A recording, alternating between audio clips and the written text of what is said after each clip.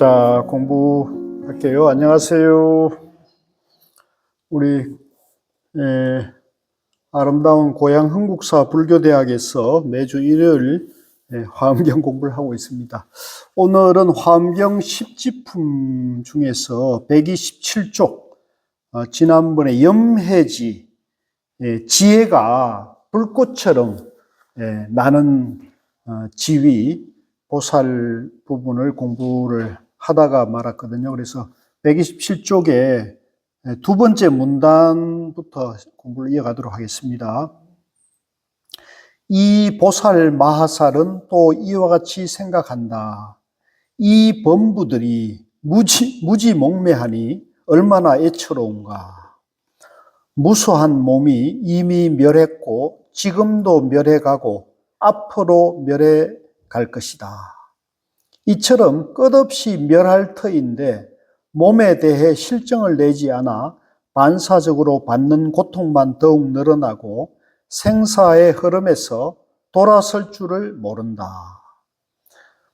오온의 소굴에서 벗어날 길을 찾지 않고 네 마리 독사가 무서운 줄을 모른다.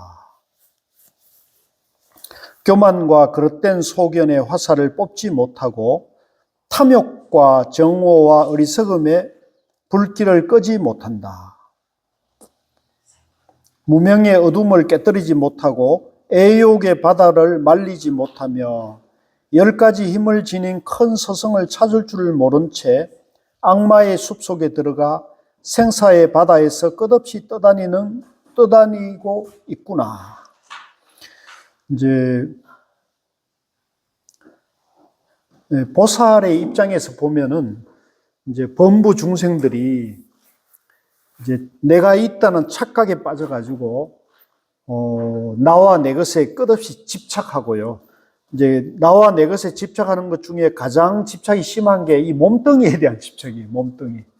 이 몸이 좀 더 편하고 또 병 없기를 바라고 또 더 아름답고 건강하기를 늘 바라죠. 그런데 몸은 늘 병고에 시달리고 늙어가고 또 피로하고 급기야는 이제 죽음으로 달려가고 있는데 그럼에도 불구하고 자기 몸에 대해서 실정을 내지 않는다.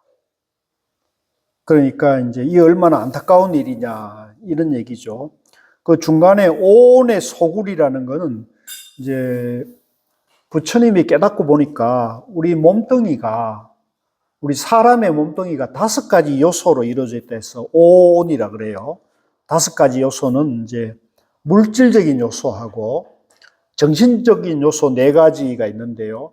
이제 정신적인 요소는 이제 느낌, 그다음에 생각, 그다음에 의지가 있고요. 그다음에 기억이 있어요. 기억. 그래서 이 4가지 정신적인 요소와 물질이 합해가지고 우리 인간이라는 존재를 이루는데 이것이 이제 공한 줄 모른다. 이 오온이 5가지 쌓임이 인연으로 이렇게 형성되어 있는데 이걸 인연으로 형성된 줄 모르고 자꾸 집착을 하죠. 자꾸 집착을 하니까 벗어날 길을 찾지 않고 4마리 독사가 무서운 줄 모른다. 이 4마리 독사는 내가 알았는데 지금 까먹어버렸네요. 4마리 독사가 무서운 줄 모른다. 아마 생로병사가 아니겠나 싶은데 요거는 잠깐 찾아볼게요. 생로병사가 아닐까 싶은데 4마리 독사.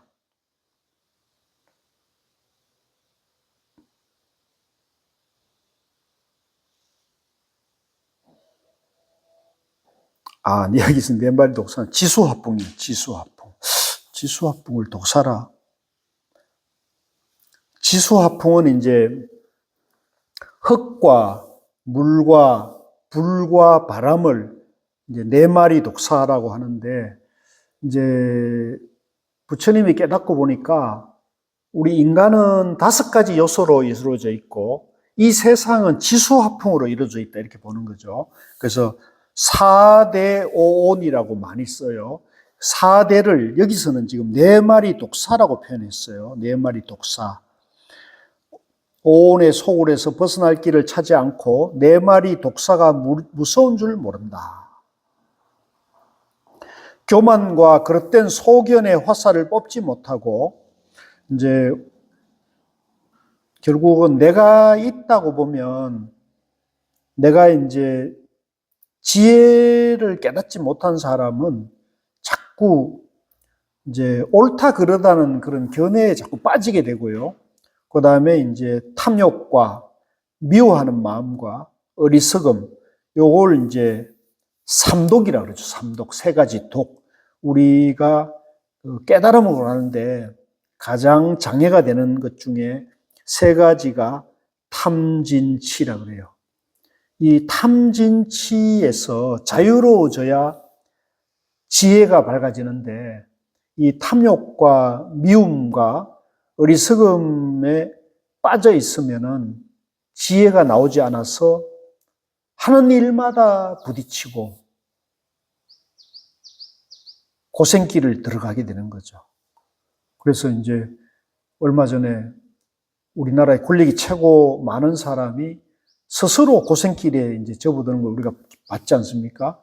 그것이 바로 이제 이 삼독을 놓지 못했기 때문에 그런 거거든요. 그러니까 누구든지 이 아무리 부자고 아무리 건강하고 아무리 이 지위가 높아도 이 삼독에서 놓을 줄 알아요. 놓을 줄. 그 집착을 놓아야 지혜가 나오는데 놓지 못하면 반드시 그 과보를 받게 돼요. 자기가 하는 말이나 행동에 과보를 받게 되기 때문에 결국은 생사윤회의 고통에서 벗어날 수가 없다. 무명의 어둠을 깨뜨리지 못하고, 이제 무명은 이제 밟지 못한 거거든요. 지혜가 없다는 걸 말하니까 어리석음이 있고, 애욕의 바다, 이 애욕의 바다, 욕망의 바다죠. 모든 욕망의 바다를 말리지 못하며, 10가지 힘, 여기서 10가지 힘은 이제 부처님인 10가지 지혜의 힘이 갖춰진다. 그래요. 신통, 천안통, 그죠? 다심통, 이런 10가지 이제 지혜를 찾을 줄 모른 채 악마의 숲속에 들어가 생사의 바다에서 끝없이 떠다니는구나. 이제 이런 부처님의 이제 원만한 지혜를 밝히지 못하면 생사윤회의 고통 속에서 영원히 떠다니는, 부평초처럼 떠다니는 거죠. 그제 여기 양주에 있는 그 허아무개라는 사람이 그 감옥 가는 거 봤어요?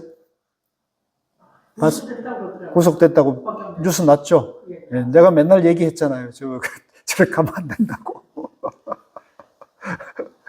뭐, 죄가 어마어마하더라고요, 죄가. 그리고 죄가 어마어마할 뿐만 아니라 그 죄를 무마하기 위해서 자기를 수사하는 경찰관을 고발을 해가지고 직권남용을 했다고 경찰을 오히려 막 고발하고 윗선에 로비를 해가지고 막 그 윽박질러는 아주 참 흉악하죠. 이게 돈이 있으니까 그런 돈이. 다른 사람들은 어마어마하게 하잖아요. 그렇죠. 장흥에 있고 한동이라고. 그렇죠.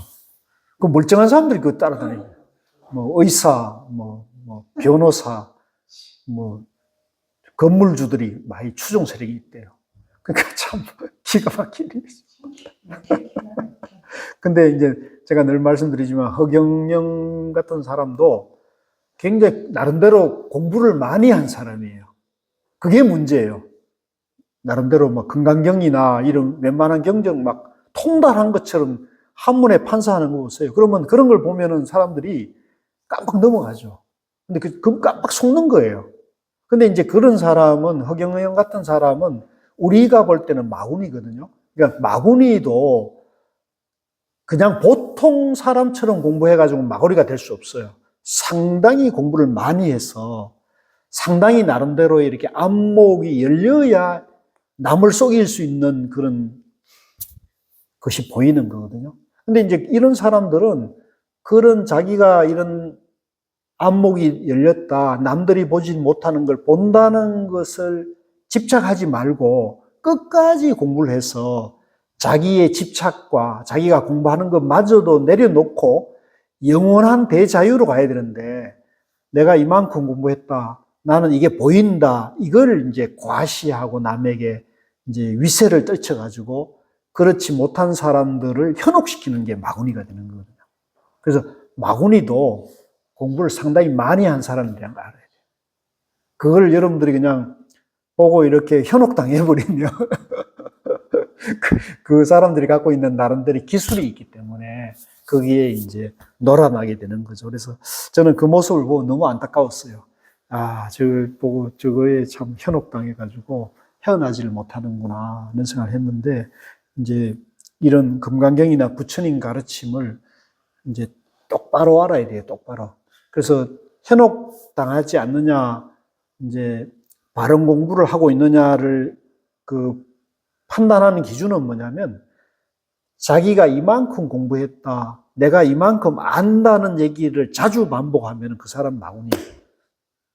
이 공부는 아무리 불교 공부는 아무리 많이 해도 자기를 내려놓아야 되거든요.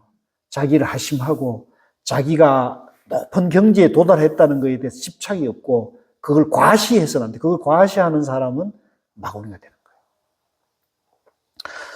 이 보살 마하살은 다시 이렇게 생각한다. 이 중생들이 이런 고통 속에서 고독하고 궁핍하지만 구원도 없고 의지할 데도 없고 집도 없고 인도해 줄 이도 없다. 그러니까 보살의 입장에서는 중생들이 고통받고 고해를 떠다니니까 너무 안타깝잖아요. 아, 이 사람들이 너무나 고통 속에 허덕이고 있구나, 이런 마음을 낸다는 거죠. 눈도 없어 무명에 가리고 어둠에 쌓여 있으니 내가 그들을 위해 복과 지혜로 도를 돕는 법을 수행하여 누구에게도 의존함이 없이 혼자서 발심하리라. 그래서 이 공덕으로 모든 중생들을 청정하게 하며 열의 10가지 힘과 걸림없는 지혜를 얻게 하리라. 이제 중생들을 가엾이 여겨가지고 그 중생들의 고통을 덜어주기 위해서 내가 더 열심히 공부하고 더 정진해서 이 고통을 다 덜어주는 그런 지혜를, 걸림없는 지혜를 얻게 하리라. 이 보살 마하살이 이와 같은 지혜로 관찰하며 닦는 선거는 일체 중생을 구호하며 이롭게 한다. 그러니까 이것도 참 중요한 포인트예요. 항상 중생을 이롭게 해야 돼요. 이롭게. 근데 이제 허경영 같은 사람은 중생을 자꾸 덩쳐먹는단 말이에요. 네? 돈도 내게 하고, 그죠? 무슨 유통기한이 지난 우유를 무슨 불로유라 그래가지고 그걸 강매를 하고, 이게 사실 이 상식이 안 되는 거잖아요. 근데 이제 그걸 마치 신비한 능력이 있는 것처럼 이건 하나님이 준 거고 이걸 먹으면은 무병장수할 수 있다. 상식 밖이죠. 일단 상식에서 벗어난 얘기를 하면 일단 의심해야 돼요. 여러분들이 상식을 믿어야 돼요. 그래서 항상 이 선지식이냐 아니냐는 기준은 선지식은 항상 일체 중생을 이롭게 하는 거예요. 자기를 따르던 사람이든 안 따르던 사람이든 남을 비방하지 않고 항상 일체 중생을 이롭게 한다. 일체 중생을 안락해 하고 불쌍히 여기고 중생들의 뜻을 성취시킨다. 그들을 해탈케 하고 섭수하고 모든 고뇌를 떠나게 하고 청정을 얻게 한다. 이제 중생들이 마음이 편안해지고 괴로움과 번뇌를 덜어준다는 거죠. 일체 중생들 하여금 모두 조복하게 하고 열만에 들게 하기 위해서다. 128쪽입니다. 여기 조복이라는 말은 이제 자기 마음에서 내가 옳다는 마음이 이렇게 일어나잖아요. 내가 옳다, 내가 이겨야 된다는 그런 내라는 생각이 일어나는 것을 이제 그 삿된 마음이고, 요것을 다스리게 한다. 자기 마음을 다스리는 걸 조복케 한다는 거예요.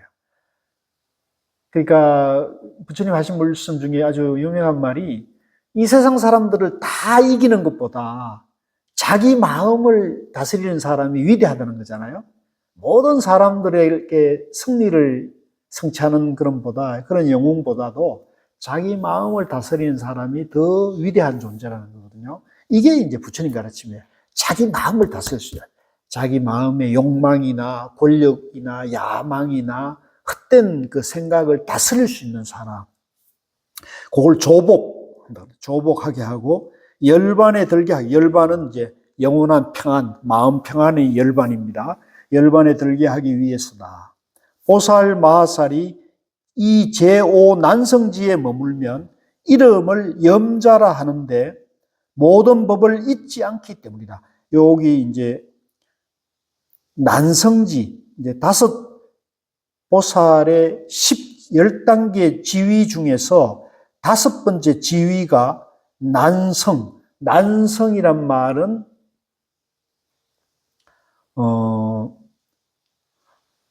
어려움, 모든 일체의 어려움을 극복할 수 있는 지혜를 갖춘 지위라는 거예요. 이제 어려움이라는 거는 우리가 살아가다 보면 항상 이렇게 크고 작은 어려움을 맞이하잖아요. 누구에게나 어려움이 있거든요. 근데 그 어려움을 자기 지혜로 이걸 능히 이제 넘어설 수 있는 사람을 난성기라 그래요. 자기 지혜도, 자기의 어려움도 넘어서지만 다른 사람의 어려움도 들어줄 수 있어야겠죠. 다른 사람이 어려움에 처했을 때도 그걸 이제 도와줄 수 있어야 된다. 그래서 이 제5 난성지에 머물면 이름을 염이라는 건 이제 염불할 때 열자, 생각 사람이라 하는데 모든 법을 잊지 않기 때문이다.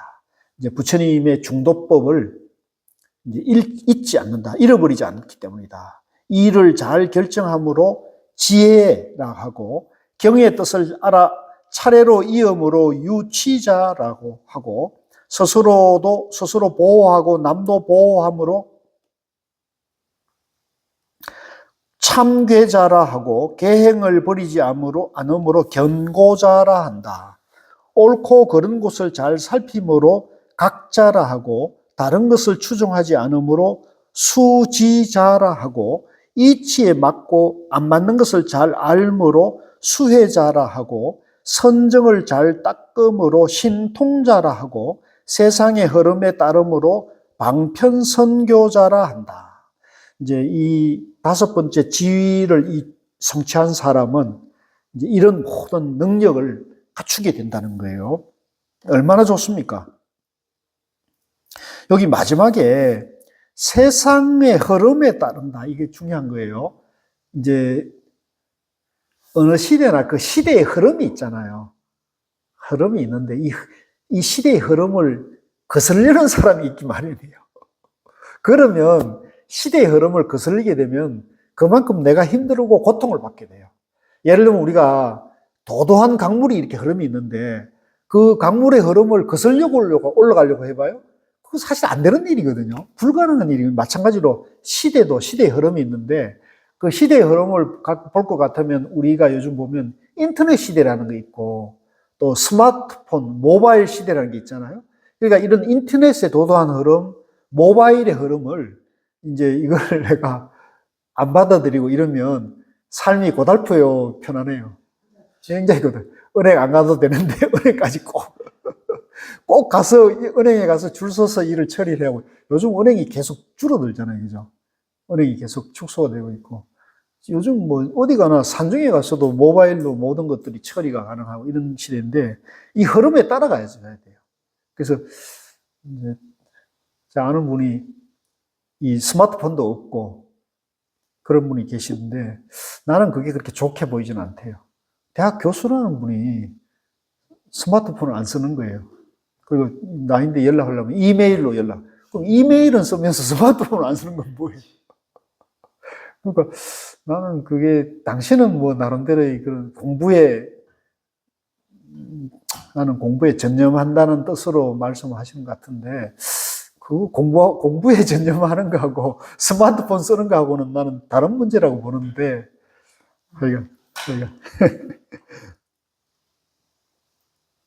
복과 덕을 잘 모음으로 만족함이 없는 일하고 이제 복과 덕을 잘 모음으로 만족함이 없는 일을 하고 항상 지혜를 구함으로 쉬지 않는 일.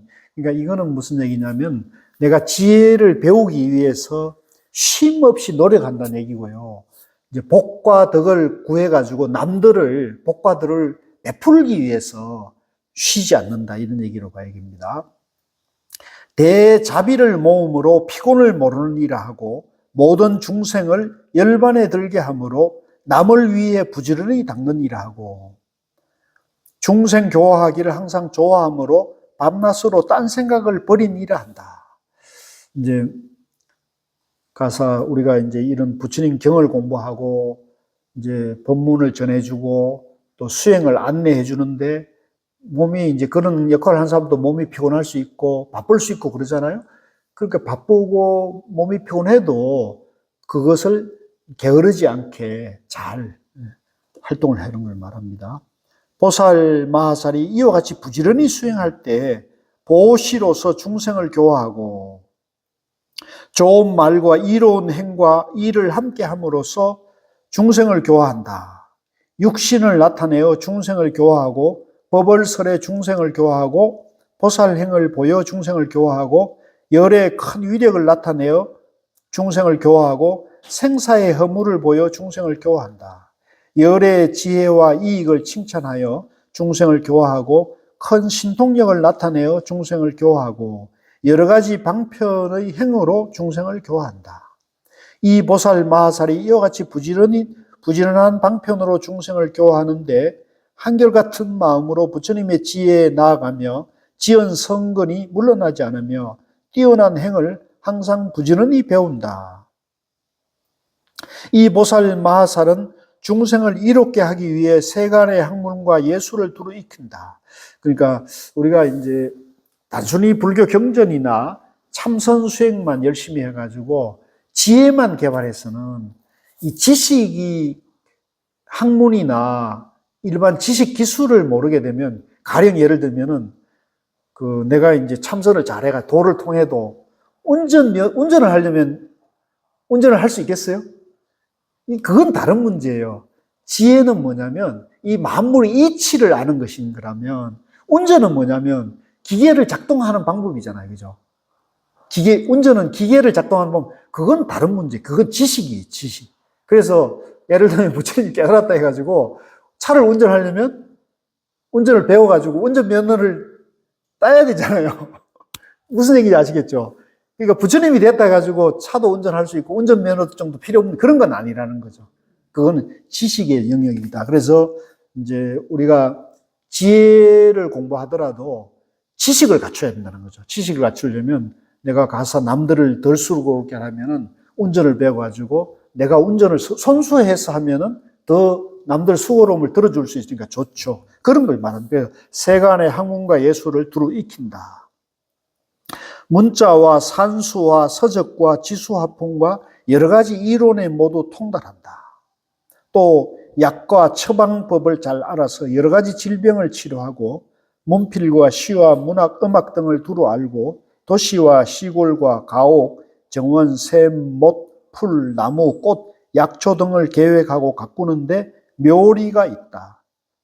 그러니까 우리가 이제 자기 마음 다스리는 법을 지혜를 개발하는 것이라면 하더라도 이제 지식을 또 공부하는 것은 또 필요한 것일 수 있는 거죠. 그러니까 그런 부분들을 이제 같이 하는데 옛날에는 이제 뭐 스님들이 이제 침 놓는 법도 배웠고 약 짓는 법도 배우고 이제 이런 것도 다 했지만은 지금은 시대가 전문화되어 있기 때문에 이제 그런 것은 전문적인 영역으로 이제 나눠서 봐야 될 것 같습니다.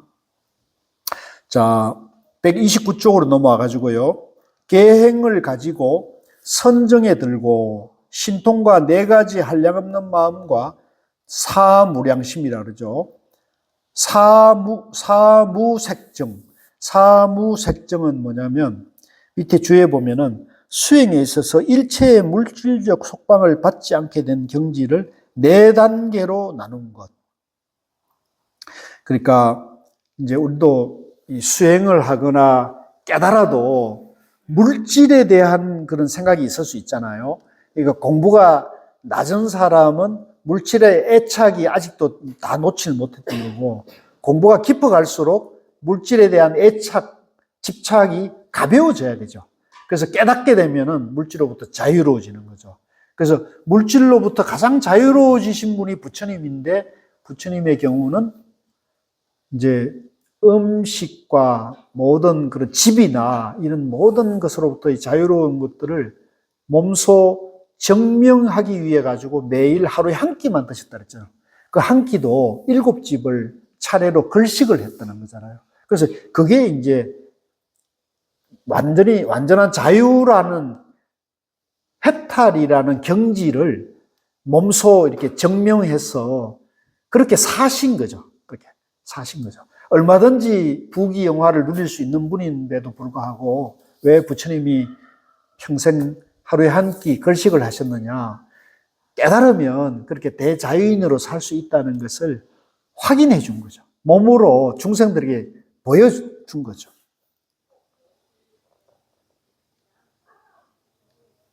이 밖에, 이제 두 번째 줄입니다. 이 밖에 모든 세간의 일로서 중생을 이롭게 하지 않고 이롭게 하는 일이면 무엇이나 열어보여 더 없는 최상의 불법에 머물게 한다. 불자여 보살이 이 난성지에 머무를 때 서원의 힘으로 수많은 부처님을 친견하게 된다. 모두 공경하고 존중하고 받들어 섬기고 공양하며 어복과 음식과 친구와 약과 온갖 필수품을 입어지하며 스님들에게도 공양하고 이 성근으로 최상의 깨달음을 회양한다. 그러니까 우리가 수행을 하더라도 이제 수행자들이 필요로 하는 아무래도 이제 수행에 전념하면 그 생계를 소홀히 할 수밖에 없잖아요.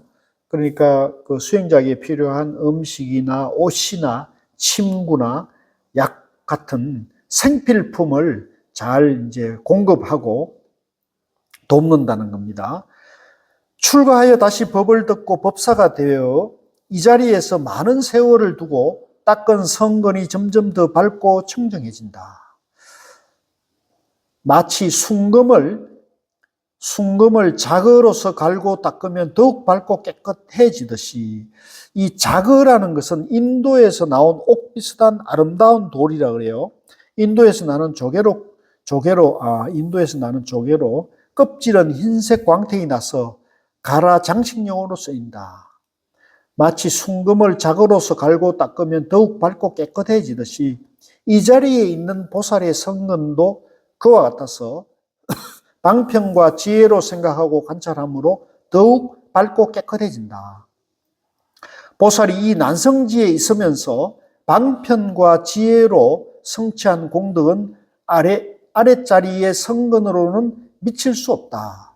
이 보살은 10바라밀 중에 선정바라밀을 더욱 많이 닦는데 다른 바라밀을 닦지 않는 것은 아니지만 힘에 따르고 분수에 따를 뿐이다. 이것이 보살 마하살의 제5 난성지를 대강 추려서 말한 것이다. 이제 10단계의 보살의 지위가 있는데 그 중에 5번째 단계인 난성지는 이제 아까 말씀드린 대로 능히 어려움을 극복하는 보살이다. 그래서 이런 보살이 닦아야 될 10바라밀, 보시, 인욕, 지계 같은 선정 같은 그런 10가지 바라밀이 있는데 그 중에서 선정은 이제 삼매를 닦는 걸 말해요. 삼매를 닦는 것은 자기 마음 안에, 우리 마음 안에 고요를 체험하는 걸 말합니다. 우리 마음 안에 고요함을 체험하는 수행이 선정 바라밀이다. 자, 여섯 번째 보살, 진리가 현전하는 보살의 자리, 현전지 보살이라고 합니다. 현전지 보살이라는 것은 진리가 눈앞에 이렇게 지금 바로 이렇게 나타나는 그 보살을 말합니다. 보살이 뛰어난 행을 듣고서 기쁨에 넘쳐 꽃비를 내리며 맑은 광명 놓고 보배 굿을 흩어 열애께 공양하며 찬탄하니라. 130쪽입니다. 자재천의 왕과 여러 권속들도 환희한 마음으로 공중에 머물러 보배로 구름을 이루어 공양하면서 훌륭한 법문을 찬탄하니라. 법의 성품 고요하고 모양이 없어 허공이 분별하지 않는 것처럼 온갖 집착 초월하고 말길 끊어져 진실하고 평등해서 항상 청정하다. 모든 법의 성품을 통달한다면 이제 모든 법의 성품, 여기서 법은 이제 우주 만물을 말하고, 우주 만물의 성품은 연기잖아요, 연기. 그죠? 인연이죠, 인연. 인연을 통달한다는 거죠. 통달한다면 있고 없음에 마음이 흔들리지 않고, 자, 내가 이제 뭐 다이아몬드다, 명품이다, 좋은 집이다, 좋은 차를, 좋은 음식을 만나도, 아, 이것이 인연이다.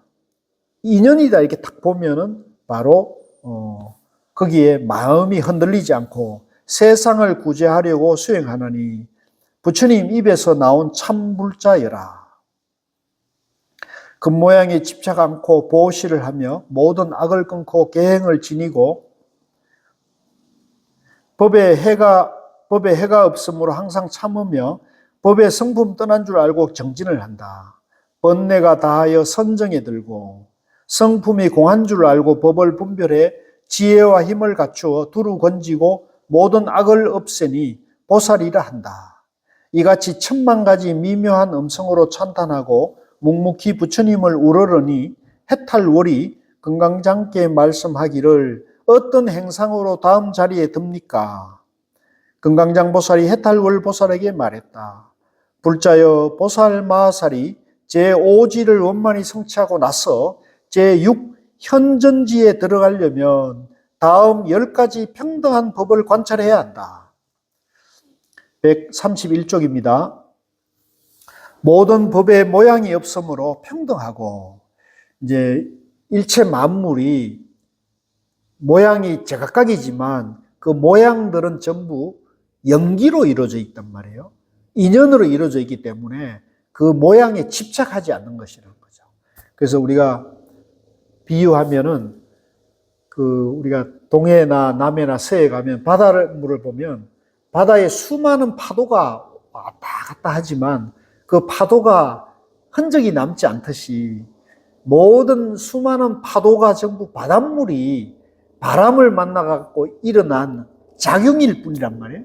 마찬가지로 모든 법의 모양이 없다는 거죠. 작용일 뿐이라는 거죠.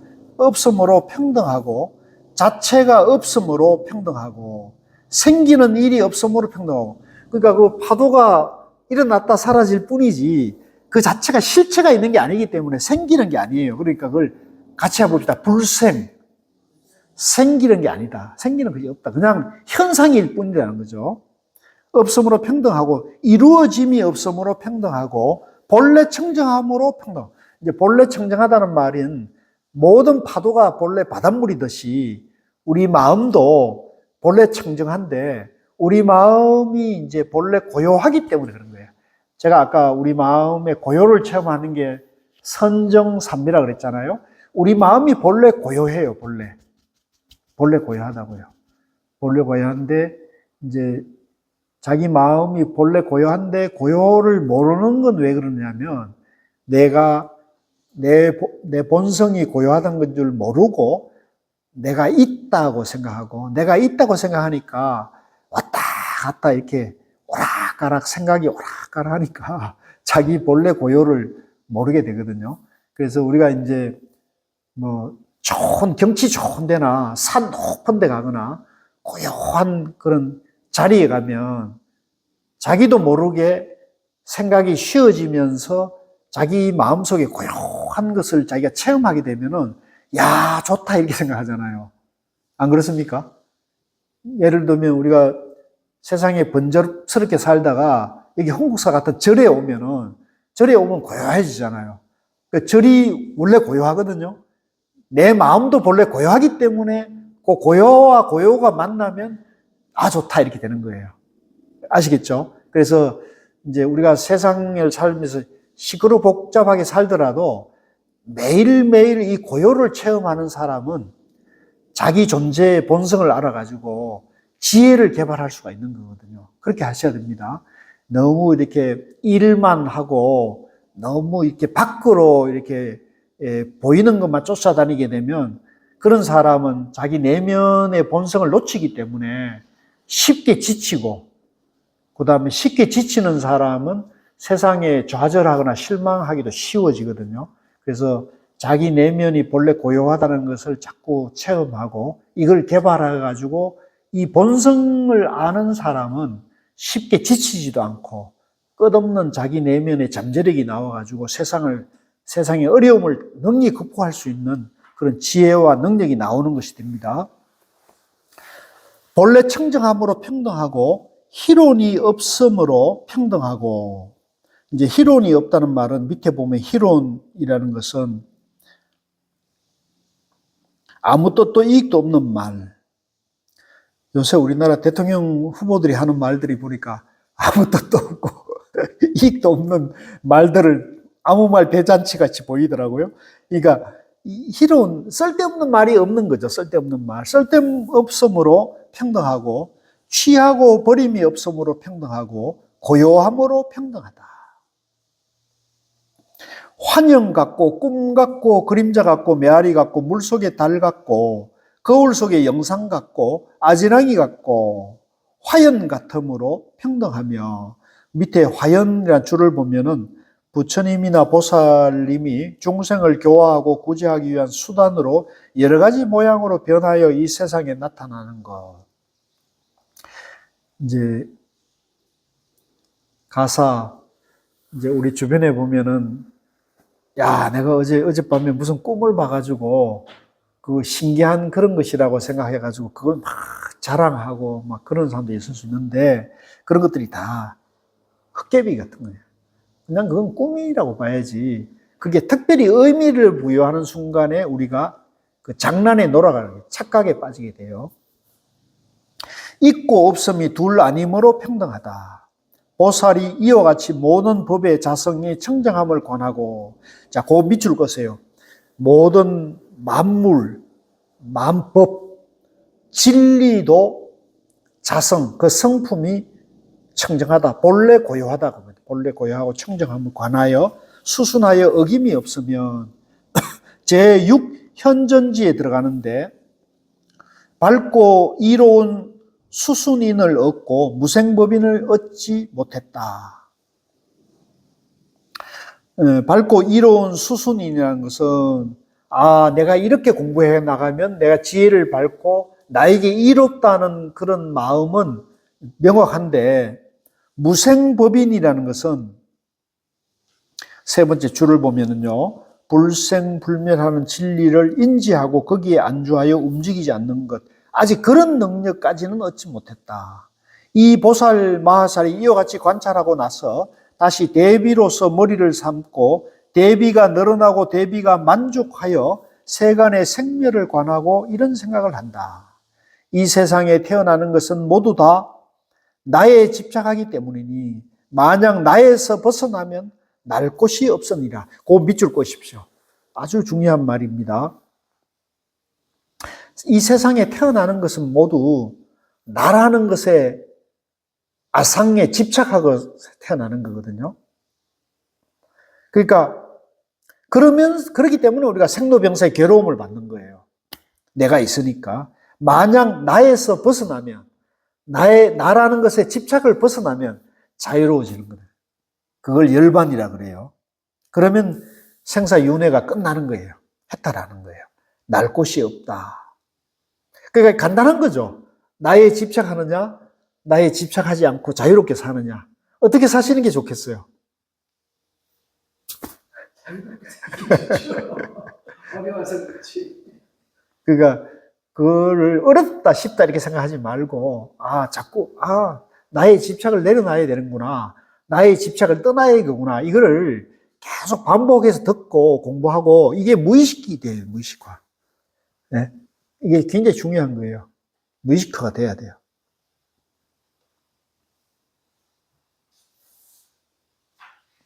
또 이와 같이 생각한다. 범부는 지혜가 없어 나에 집착하고, 그러니까 우리 범부 중생은 이 내가 본래 부처라는 지혜가 없으니까 자꾸 나에 집착하는 거예요. 자기에 집착하는 거예요. 이건 어리석게, 네, 어리석기 때문인 거예요. 그죠? 그 범부는 지혜가 없어 나에 집착하고 유와 무를 구한다.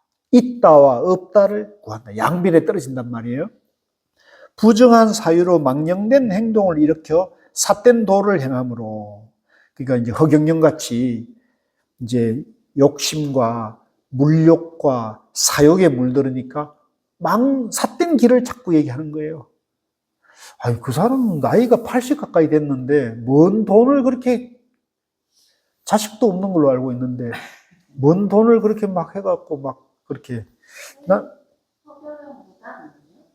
무당은 아니고 자칭도인이라고 그러죠. 자칭도인이라고. 얼마 전에는 자기가 하느님이라고 그랬다 그러잖아요. 자기가 하느님입니다. 그러니까 이제 허경영 그 정법시대라는 유튜브를 운영하는 천공이라고 있거든요. 그 사람 무당에 가깝다고 볼 수 있지. 천공. 그런 사람들은 이제 그 나름대로 이렇게 젊은 시절에 이제 도를 구하려고, 이제 깨달음을 구하려고 나름대로 막 애를 많이 써. 산속에 가서 막 이제 단식도 하고 그랬던 사람들이죠. 경전도 막 공부하고 성경도 공부하고 이랬던 그 JMS 뭐 그런 사람들도 다 나름대로는 그런 공부를, 성경 공부, 불교 공부 많이 했던 사람들이죠.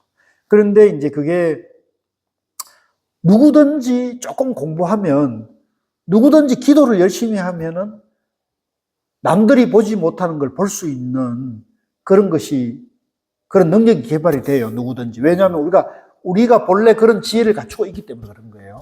요것도 이제 오해하면 안 되는데, 남이 없는 걸 갖추는 게 아니에요.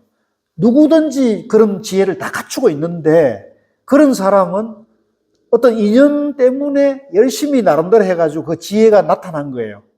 그러면 그 지혜를 거기서 멈추지 말고 계속 공부를 해서 완전한 걸로 봐야 되는데, 그래서 이제 내가 이만큼 남들 하지 못하는 게 보이니까 이걸 가지고 삿된 욕망을 이제 추구하는 거예요. 이제 남들이 보지 못하는 걸 내가 봤다고 생각하니까 다른 사람들에게 현혹을 시켜서 내가 이제 먹고 싶은 걸 먹고 가지고 싶은 걸 갖는 걸로 도구화되는 거거든요. 이제 이게 전부 정견이 바른 정견이 없기 때문에 그런 거죠.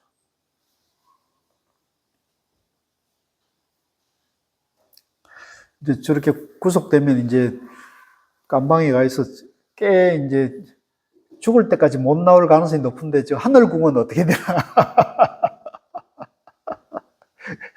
그러니까 그 밑에 뭐 척건들이나 이런 사람들만 좋게 된 거지, 이제.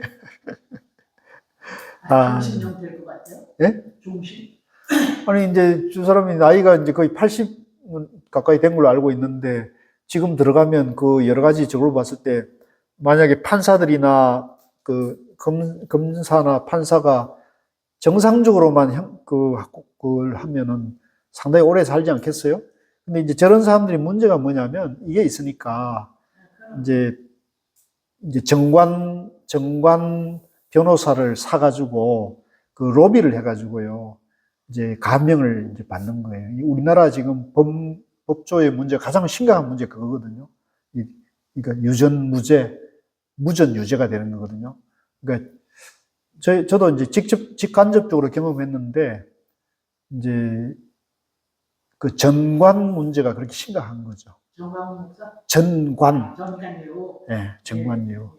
뭐 대법관 출신 변호사, 뭐 부장검사, 부장판사 출신 변호사, 이런 사람들은 그 바로 퇴임하면 그 사람들이 영향력이 있잖아요.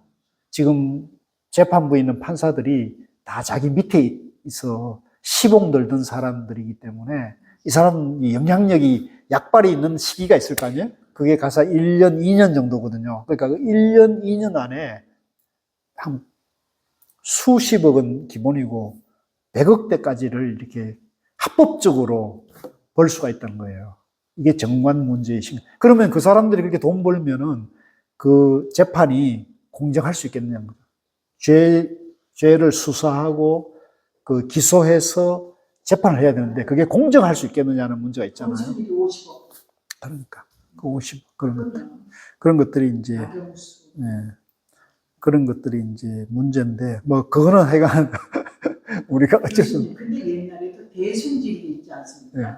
그것도 근데 막 번창해서 대학교도 나오고 대진대학도 생기고 뭐 그때 거기 신도들이 그냥 벌벌벌벌 했단 말이에요. 그러니까 이 세상이 이제 그 취약한 부분, 우리 사회에 약점이 있는 거죠. 그걸 이제 그 사람들은 파고들어서 참 안타깝죠. 그 정말로 혹세무민하는 건데, 자 마구니들은 또 마구니대로 살고.